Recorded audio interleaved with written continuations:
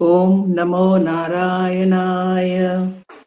अस्माकं सबककुटुम्बानां सबन्धुवर्गाणां सर्वेषां क्षेम स्थैर्य धैर्य वीर्य विनय आयुर आरोग्य ऐश्वर्याणाम् अभिवृद्ध्यर्थम् आयुर आरोग्य ऐश्वर्यम् अभिवृद्ध्यर्थम् लोकक्षेमार्थं पीष्ट फल सिद्ध्यार्थं श्री विष्णु सहस्रनाम पारायणं करिष्ये. உறுதிமொழி. பெங்களூரு என்ற நகரில் வசிக்கும் பரிமளா தேவி ஆகிய நான் ஸ்ரீ விஷ்ணு சகஸ்ரநாமத்தை எதிர்கால சந்ததியினரிடம் முன்னெடுத்து கொண்டு சேர்ப்பேன் என்று உறுதியளிக்கிறேன். இறைவனை வணங்கிவிட்டுத்தான் எந்த வேலையும் துவங்குவேன். தாய், தந்தை மற்றும் ஆசான் இவர்களை தெய்வத்திற்கு ஒப்பாக கருதுவேன். பெரியோர் சொல் கேட்பேன். பெண்களை தாயாக மதிப்பேன். மனதையும் உடலையும் சுற்றுச்சூழலையும் தூய்மையாக வைத்துக் கொள்வேன். எனது தேசம், தெய்வம், தர்மம் மூன்றும் ஒன்றின் வடிவமே என்று துதிப்பேன். எந்த நிலையிலும் என் குடும்ப பாரம்பரிய சமுதாய மரபை கைவிட மாட்டேன். இந்த உறுதிமொழிகளுடன் இன்றைய பாராயணத்தை துவங்குகிறேன். பரம்பொருளே என்னை வழிநடத்தி செல்ல பிரார்த்திக்கிறேன். सर्वमंगल मांगल्ये शिवे सर्वार्थ साधके शरण्ये त्र्यंबके गौरी नारायणी नमोस्तुते. इंद्र उवाच नमस्ते सुमहामायी श्रीपीठे सुरपूजिते शंखचक्र गदा हस्ते महालक्ष्मी नमोस्तुते. नमस्ते गरुडारूढे कोलासुरभयङ्करी सर्वपापहरे देवी महालक्ष्मी नमोस्तुते. सर्वज्ञे सर्ववरदे सर्वदुष्टभयङ्करी सर्वदुःखहरे देवी महालक्ष्मी नमोस्तुते. सिद्धिबुद्धिप्रदे देवी मुक्तिमुक्तिप्रदायिनी मंत्रमूर्ते सदा देवी महालक्ष्मी नमोस्तुते. आद्यन्तरहिते देवी आदिशक्ति महेश्वरी योगज्ञे योगसम्भूते महालक्ष्मी नमोस्तुते. स्थूल सूक्ष्म महारौद्रे महालक्ष्मी महोधरे महापापहरे देवी महालक्ष्मी नमोस्तुते. पद्मासनस्थिते देवी ब्रह्मस्वरूपिणी परमेशी जगन्माता महालक्ष्मी नमोस्तुते. श्वेतांबरधरे देवी नानालंकारभूषिते जगत्सिते जगन्माता महालक्ष्मी नमोस्तुते. महालक्ष्मी अष्टकं स्तोत्रम् यः पठेत् भक्तिमान् नरः सर्वसिद्धिमवाप्नोति राज्यं प्राप्नोति सर्वदा. एककाले पठेत् नित्यं महापापविनाशनं द्विकालं यः पठेत् नित्यं धनधान्यसमन्वितः त्रिकालं यः पठेत् नित्यं महाशत्रुविनाशनं महालक्ष्मी भवेत् नित्यं प्रसन्ना वरदा शुभा. श्री कृष्ण नमस्तु. ॐ शुक्लां भरधरं विष्णुं शशिवर्णं चतुर्भुजं प्रसन्नवदनं ध्यायेत् सर्वविघ्नोपशान्तये. नारायणं नमस्कृत्य नरं चैव नरोत्तमं देवीं सरस्वतीं व्यासं ततो जयमुदीरयेत्. व्यासं वसिष्ठनप्तारं शक्तेः पौत्रमकल्मषं पराशरात्मजं वन्दे शुकतातं तपोनिधिं. व्यासाय विष्णुरूपाय व्यासरूपाय विष्णवे नमो वै ब्रह्मनिधये वासिष्ठाय नमो नमः. अविकाराय शुद्धाय नित्याय परमात्मने सदैकरूपरूपाय विष्णवे सर्वजिष्णवे यस्य स्मरणमात्रेण जन्म संसारबन्धनात् विमुच्यते. नमस्तस्मै विष्णवे प्रभविष्णवे. ॐ नमो विष्णवे प्रभविष्णवे. श्रीवैशम्पायन उवाच श्रुत्वा धर्मान् शेषेण पावनानि च सर्वशः युधिष्ठिरः शान्तनवं पुनरेवाभ्यभाषत. युधिष्ठिर उवाच किमेकं दैवतं लोके किं वाप्येकं परायणं स्तुवन्तः कमर्चन्तः प्राप्नुयुर्मानवा शुभम्. को धर्मः सर्वधर्माणां भवतः परमो मतः किं जपन्मुच्यते जन्तुर्जन्म संसारबन्धनात्. श्रीभीष्म उवाच जगत्प्रभुं देवदेवमनन्तं पुरुषोत्तमं स्तुवन्नाम सहस्रेण पुरुषः सततोत्थितः.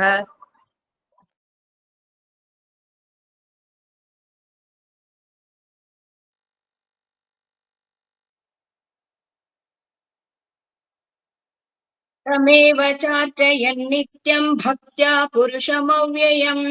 ध्यायन् स्तुवन् नमस्यंश्च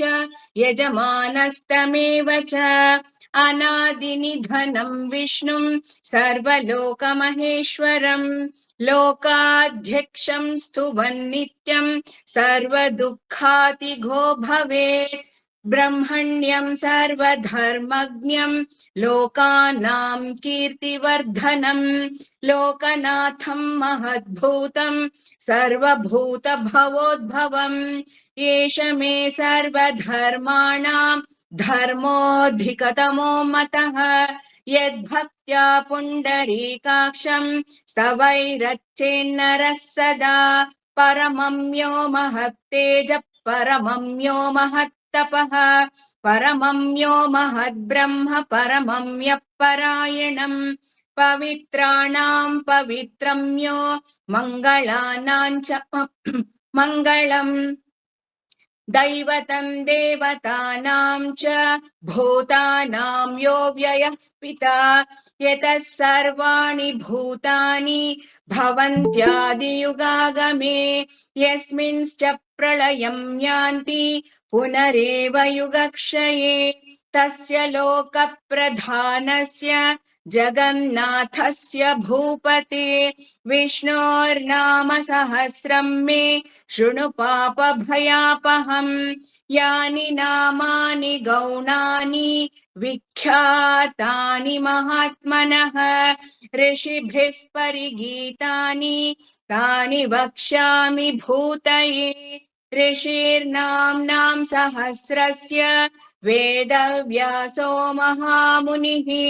छन्दोनुष्टुप् तथा देवो भगवान् देवकीसुतः अमृतांशुद्भवो बीजं शक्तिर्देवकीनन्दनः त्रिसामा हृदयं तस्य शान्त्यर्थे विनियुज्यते विष्णुं विष्णुं महाविष्णुं प्रभविष्णुं महेश्वरम् अनेकरूपदैत्यान्तं नमामि पुरुषोत्तमम् अस्य श्री विष्णोर्दिव्य सहस्रनाम स्तोत्रमहामन्त्रस्य श्री वेदव्यासो भगवान् ऋषिः अनुष्टुप् छन्दः श्री महाविष्णुः परमात्मा श्रीमन्नारायणो देवता अमृतांशुद्भवो भानुरिति बीजं देवकी नन्दन सृष्टेति शक्तिः उद्भवः क्षोभनो देव इति परमो मन्त्रः शङ्खबृन्नन्दकी चक्रीति कीलकम् शार्ङ्गधन्वा गदाधर इत्यस्त्रम् तथाङ्गपाणिरक्षोभ्य इति नेत्रम् त्रिसामा सामगस्तामेति कवचम् आनन्दं परब्रह्मेति योनिः ऋतुस्तुदर्शन काल इति दिग्मन्तः श्री विश्वरूप इति ध्यानं श्री महाविष्णु प्रीत्यर्थे सहस्रनाम जपे विनियोगः ध्यानं क्षीरोदन्वत् प्रदेशे शुचिमणिविलसत्सैकते मौक्तिकानां माला क्लुप्ता स्तनस्तस्फटिकमणिनिभैर्मौक्तिकैर्मण्डिताङ्गः शुभ्रैरभ्रैरदभ्रैरुपरि विरचितैर्मुक्तपीयूषवर्षैः आनन्देन पुनीयाधरिनलिनगदा शङ्खपाणिर्मुकुन्दः भुक्पादौ यस्य नाभिर्वियतसुरनिलचन्द्रसूर्यो यौ च नेत्रे कर्णावाशा शिरोध्यौर्मुखमपि दगनो यस्य वात्तेयमप्रिः अन्धस्थं यस्य विश्वं सुरनरगगोगोविदन्तर्वदैत्यैः चित्रं रम्यते तं त्रिभुवनवपुषं विष्णुमीशं नमामि ॐ नमो भगवते वासुदेवाय शान्ताकारं भुजगशयनं पद्मनाभं सुरेशं विश्वाधारं गगनसदृशं मेघवर्णं शुभांगं लक्ष्मीकान्तं कमलनयनं योगिर्ध्यानगम्यं वन्दे विष्णुं भवभयहरं सर्वलोकैकनाथं मेघश्यामं पीतकौशेयवासं श्रीवत्साङ्गं कौस्तुभोद्भासिताङ्गं पुण्योपेदं पुण्डरीकायताक्षं विष्णुं वन्दे सर्वलोकैकनाथम् नमः समस्तभूतानामादिभूताय भूभृते अनेकरूपरूपाय विष्णवे प्रभविष्णवे शशङ्खचक्रं सकिरीटकुण्डलं सपीतवस्त्रं सरसीरुहेक्षणं सहारवक्षस्थलशोभिकौस्तुभं नमामि विष्णुं शिरसा चतुर्भुजम् छायायां पारिजातस्य हेमसिंहासनोपरि आसीनमम्बुदश्यामं मायदाक्षमलङ्कृतम् चन्द्राननं चतुर्बाहुं श्रीवत्साङ्गिदवक्षसं रुक्मिणी सत्यभामाभ्यां सहितं कृष्णमाश्रये ॐ नमो भगवते वासुदेवाय। ॐ विश्वैस्मै नमः। हरि ओम्। विश्वं विष्णुर्वषट्कारो भूतभव्य भवत्प्रभुः भूतकृद्भूतभृद्भावो भूतात्मा भूतभावनः भूतात्मा परमात्मा च मुक्तानां परमागतिः अव्ययः पुरुषः साक्षी क्षेत्रज्ञोऽक्षर एव च योगो योगविदान्नेता प्रधानपुरुषेश्वरः नारसिंहवपुः श्रीमान् केशवः पुरुषोत्तमः सर्वः शिवस्थाणुर्भूताधिर्निधिरव्ययः सम्भवो भावनो भर्ता प्रभवः प्रभुरीश्वरः स्वयंभुः स्वम्भुरादित्यः पुष्कराक्षो महास्वनः अनादिनिधनो धाता विधाता धातुरुत्तमः अप्रमेयो हृषीकेशः पद्मनाभो मरप्रभुः विश्वकर्मा मनुस्त्वष्टा स्तविष्ठस्थविरो ध्रुवः अग्रहाय शाश्वतः कृष्णो लोहिताक्षः प्रतर्दनः प्रभूतस्त्रिककुबुधाम पवित्रं मङ्गलं परम् ईशानः प्राणदः प्राणो ज्येष्ठः श्रेष्ठः प्रजापतिः हिरण्यगर्भो भूगर्भो माधवो मधुसूदनः ईश्वरो विक्रमी धन्वी मेधावी विक्रमक्रमः अनुत्तमो दुरादर्श कृतज्ञ कृतिरात्मवान् पुरोतः शरणं शर्म विश्वरेता प्रजाभवः अगः संवत्सरो व्यालः प्रत्ययस्प्रर्वदर्शनः अजः सर्वेश्वरः सिद्धः सिद्धिः सर्वादिरच्युतः वृषाकपिरमेयात्मा सर्वयोगविनिश्रिताः वसुर्वसुमनः सत्यः समात्मा संविदः समः अमोघः पुण्डरीकाक्षो वृषकर्मा वृषाकृतिः रुद्रो बभुशिरा बभ्रुर् विश्वयोनिषुशिश्रवाः अमृतः शाश्वतस्थाणुर्वरारोहो महातपाः सर्वगः सर्वविद्वानुर् विश्वक्सेनो जनार्दनः वेदो वेदविदव्यङ्गो वेदाङ्गो वेदवित्कविः लोकात् यक्षसुराध्यक्षो धर्माध्यक्षः कृताकृतः चतुरात्मा चतुर्व्यूहः चतुर्धंश्चतुर्भुजः राजिष्णुर्भोजनं भोक्ता सगिष्णुर्जगदादिजः अनगो विजयो जेता विश्वयोनिः पुनर्वसुः उपेन्द्रो वामनभ्रांसुर् अमोघः सुशिरुज्जिजः अदीन्द्रः सङ्ग्रहः सर्गो त्रिदात्मा नियमो यमः वेद्यो वैद्यः सदा योगी वीरः माधवो मधुः अतीन्द्रियो महामायो महोत्साहो महाबलः महाबुद्धिर्महावीर्यो महाशक्तिर्महाद्युतिः अनिर्देशवः श्रीमान् अमे आत्मा महाधृतिक्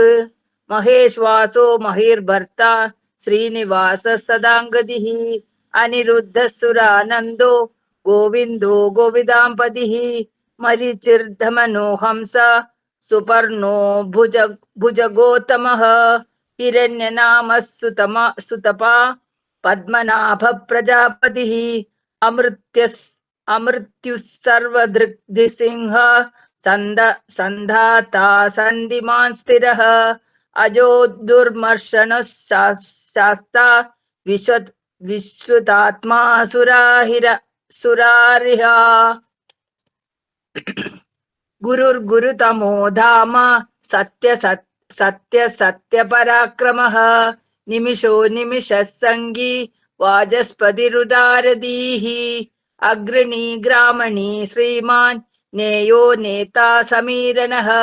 सहस्रमूर्धा विश्वात्मा सहस्राक्षः सहस्रपात् आवर्तनो निवृत्तात्मा संप्रमर्दनः अह संवर्तको वह्नि अनिलो धरणीधरः सुप्रसादः प्रसन्नात्मा विश्वदृक् विश्वभुक् विभुः सत्कर्ता सत्कृतः साधु जन्नुर्नारायणो नरः।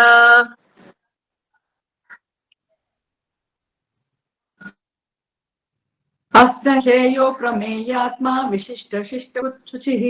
सिद्धार्थ सिद्ध संकल्प सिद्धिदः सिद्धि साधनः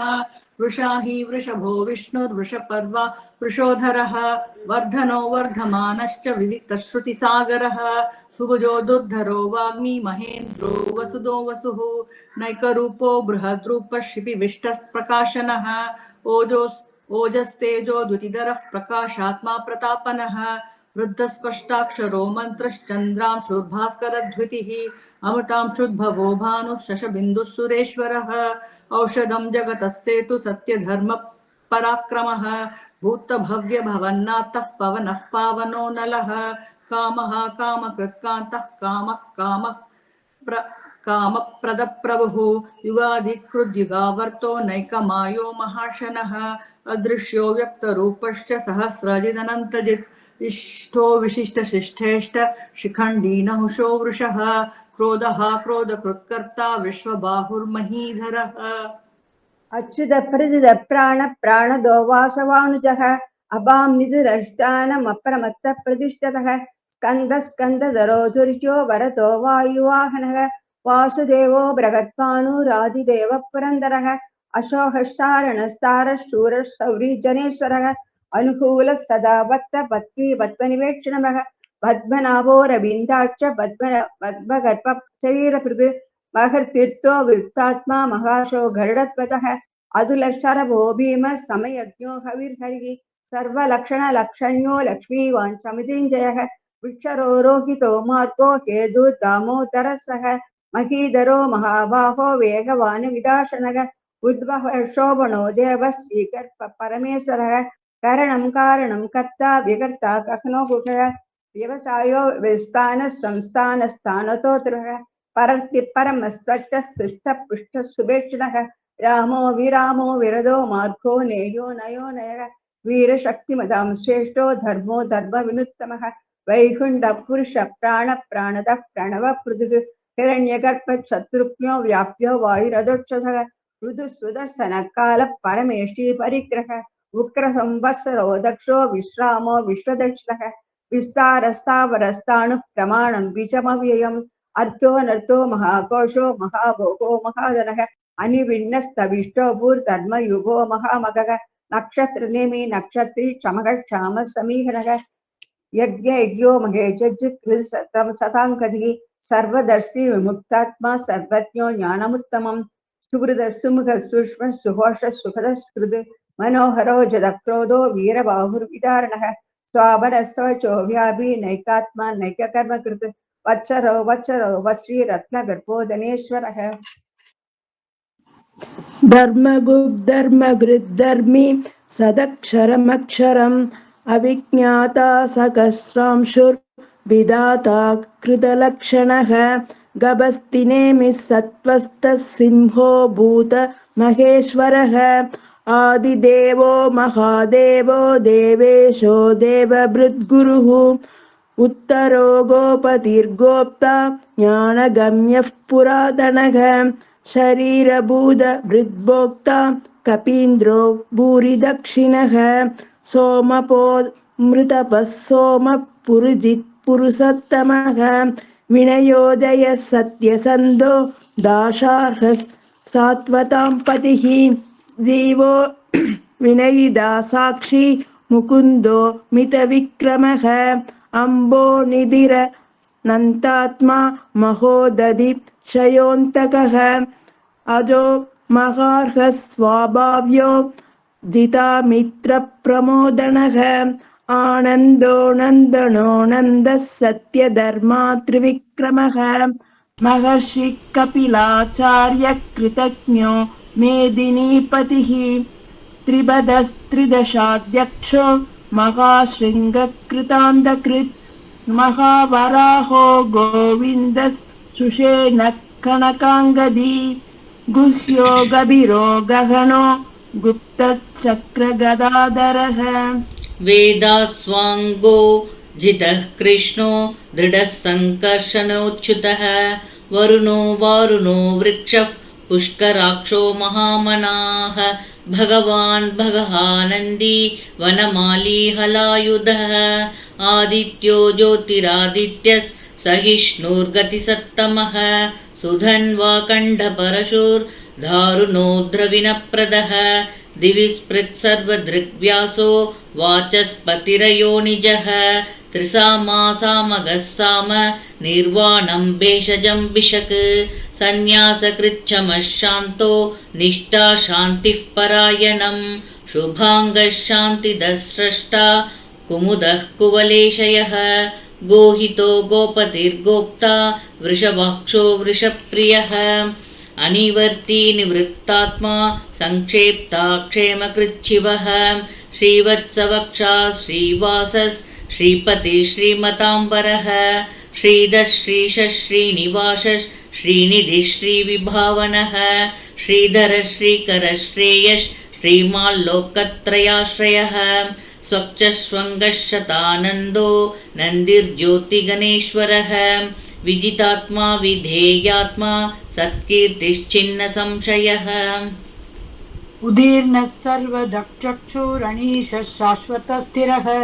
भूषयो भूषणो भूतिर्विशोकः शोकनाशनः अर्चिष्मानर्चितः कुम्भो विशुद्धात्मा विशोधनः अनिरुद्धो प्रतिरतः प्रद्युम्नो मितविक्रमः कालनेमिनिः वीरः शौरिः शूरजनेश्वरः त्रिलोकात्मा त्रिलोकेशः केशवः केशिहा हरिः कामदेवः कामपालः कामी कान्तकृतागमः अनिर्देश्यवभुर्विष्णुर्वीरो नन्दो धनञ्जयः ब्रह्मण्यो ब्रह्महृद्ब्रह्मा ब्रह्म ब्रह्म विवर्धनः ब्रह्मविद्ब्रह्मणो ब्राह्मी ब्रह्मण्यो ब्राह्मणप्रियः महाक्रमो महाकर्मा महातेजा महोरगः महाक्रतुर्महायज्वा महायज्ञो महाहविः स्तव्यस्तव प्रियस्तोत्रं स्तुतिस्तोतारणप्रियः पूर्णः पूरयिता पुण्यः पुण्यकीर्तिरणामयः मनोजवस्थितकरो वसुरेता वसुप्रदः वसुप्रदो वासुदेवो वसुमनाहविः सद्गतिः सत्कृतिः सत्ता सद्भूतिः सत्परायणः शूरसेनो यदुष्टे सन्निवासः सुयामुनः भूतावासो वासुदेवः सर्वासु निलयो नलः दर्पः दर्पतो दृप्तो दुर्धरोऽपराजितः विश्वमूर्तिर्महामूर्तिर्दीप्तमूर्तिरमूर्तिमान् अनेकमूर्तिरव्यक्तः शतमूर्तिः शताननः एको नैकः सः स्वः किं यद्यत् पदमनुत्तमम् लोकबन्धुर्लोकनाथो माधवो भक्तवत्सलः सुवर्णवर्णो हेमाङ्गो वराङ्गः शन्तनागती वीरः विषमः शून्यो दृग्रताशीरचलच्चलः अमानिमानतो मान्यो लोकस्वामी त्रिलोकदृक् सुमेधा मेधजो धन्यः सत्यमेधाधराधरः तेजो वृषोद्युतिधरः सर्वशस्त्रभृतांवरः प्रग्रहो निग्रहो व्यग्रो नैकशृङ्गो गदाग्रजः चतुर्मूर्तिश्चतुर्बाहु चतुर्व्यूहश्चतुर्गतिः चतुरात्मा चतुर्भावश्चतुर्वेदविदेकपात् समावर्तो निवृत्तात्मा दुर्जयो दुरतिक्रमः दुर्लभो दुर्गमो दुर्गो दुरावासो दुरारिहा शुभाङ्गलोकसारङ्गतुदनुवर्तनः इन्द्रकर्मा महाकर्मा कृतकर्मा कृताकमः उद्भवः सुन्दरसुन्दो रत्ननाभो सुलोचनः अर्को वासजनशृङ्गी जयन्तः सर्वविञ्जयः स्वर्णबिन्दुरक्षोभ्य सर्ववागीश्वरेश्वरः महाक्रतो महाकर्तो महापूतो महानिधि कुमुद कुन्दर कुन्द पर्जन्य पावनो निलः अमृतांशो मृदवपुः सर्वज्ञो सर्वतोमुख सुलभ स्फुरतस्थित् सत्कृति चित्रतापनः नक्रदो तुम्बरोत्पत्त सानूर्नाद विशूदनः सहस्रार्चि सप्तजिह्व सप्तयुत सप्तवाहनः अमूर्तिरणगोचिन्यो भयकृत्पयनाशनः अनुप्रकृतकृतस्थूलो गुणवृत्तिः गुणोन्महान् अत्रुदव्यत्रदव्याप्त प्राक्वं सोवं सवर्तनः पारकृत्कविदो योगी योगी स सर्वकामदः आश्रमश्रणमश्याम सुवर्णो वायुवाहनः धनुर्धरो धनुर्वेदो दण्डो दमयिता दमः अपराजितः सर्वसहो नियन्ता नियमो यमः सत्त्ववान् सात्विकः सत्यः सत्यधर्मपरायणः अभिप्रायः प्रियार्वोर्हः प्रियकृत्प्रीतिवर्धनः विहाय सगतिर्ज्योतिः सुरुचिर्उत भुग्विभुः रविर्विरोचनः सूर्यः सविता रविलोचनः अनन्तहुत बुग्भोक्ता सुखदो नैकजोग्रजः अनिर्विण्णः सदामर्षि लोकाधिष्ठानमद्भुतः सनातनतमः कपिलः कपिरव्ययः स्वस्ति स्वस्ति कृत् स्वस्ति स्वस्ति भुक् स्वस्ति दक्षिणः अरौद्रः कुण्डली चक्री विक्रम यूर्जितशासनः शब्दातिगा शब्दसः शिशिरः शर्वरीकरः अक्रूरः पेशलो दक्षो दक्षिणः क्षमिणाम्बरः विद्वत्तमो वीतभयः पुण्यश्रवणकीर्तनः उत्तारणो दुष्कृतिः पुण्यो दुःस्वप्ननाशनः वीरः रक्षणः सन्तो जीवनः पर्यवस्थितः अनन्तरूपो नन्दश्रीर्विरमन्युर्भयावहः सदुरश्लोकधिरात्मा विदिशो व्यादिशो दिशः अनादेर्भूर्भुवो लक्ष्मीः सुवीरो रुचिराङ्कतः जननो जनजन्मादिर्भीमो भीमपराक्रमः आदाननिलयो दादा पुष्पः सत्प्रजाकरः उद्भवः सत्त्वतः सारः प्राणद प्रणवपणः प्रमाणं प्राणनिलय प्राणजीवनः तत्त्वं तत्त्वविवेकात्मा जन्म मृत्युजरापिकः पूर्वः सर्वदुस्तारः कविता प्रविभामकः यज्ञो यज्ञपति यज्वा यज्ञाङ्गो यज्ञवाहनः यज्ञभृत्यज्ञकृत्यज्ञी यज्ञभुक् यज्ञसाधनः यज्ञान्धकृत्यज्ञगुह्यमन्नमन्नाद एव च आत्मयोनि स्वयं चादो वैगानस्सामकायनः देवकीनन्दनः षष्ठ शिची च पापनाशनः सङ्गबलन्दकी चक्री चाङ्गदन्दागदाधरः रथाङ्गवाणिरक्षोभ्य सर्वप्रकरणायुध ओं नमीति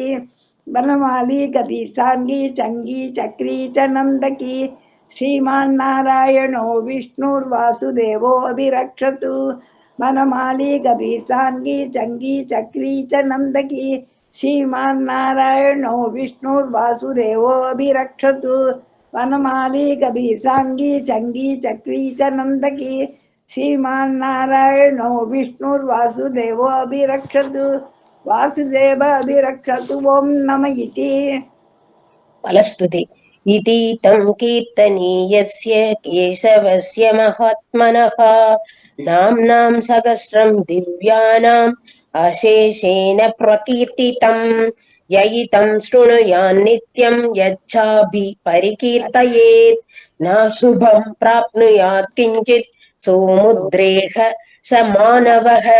वेदान्तको ब्राह्मण स्यात् क्षत्रियो विजयी भवेत् वैश्योधन समृद्ध्यश्चात् शूद्रः सुखमवाप्नुयात् धर्मात्री प्राप्नुयात् धर्म